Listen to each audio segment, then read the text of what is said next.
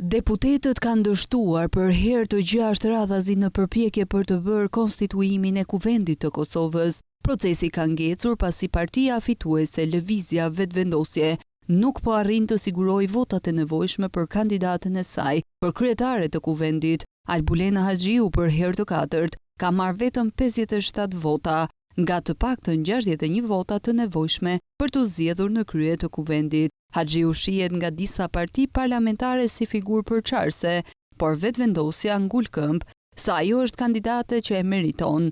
Vazhdimi i seancës së konsultive do të mbahet në 27 prill në orën 10.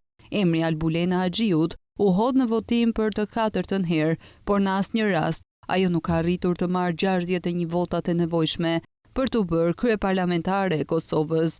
Haxhiu konsiderohet nga Partia Demokratike e Kosovës dhe nga Aleanca për Ardhmërinë e Kosovës si figurë përçarëse, ndërsa Lëvizja Demokratike e Kosovës ka refuzuar të votojë çdo emër të propozuar nga fituesja e zgjedhjeve parlamentare Lëvizja Vetëvendosje në krye të Kuvendit të Kosovës.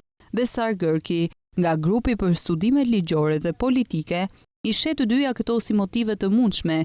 Emri Albulena Haxhiut u hodh në votim dhe në asnjë rast nuk arriti të marrë votat e nevojshme për të fituar postin e kryeparlamentares së Kosovës.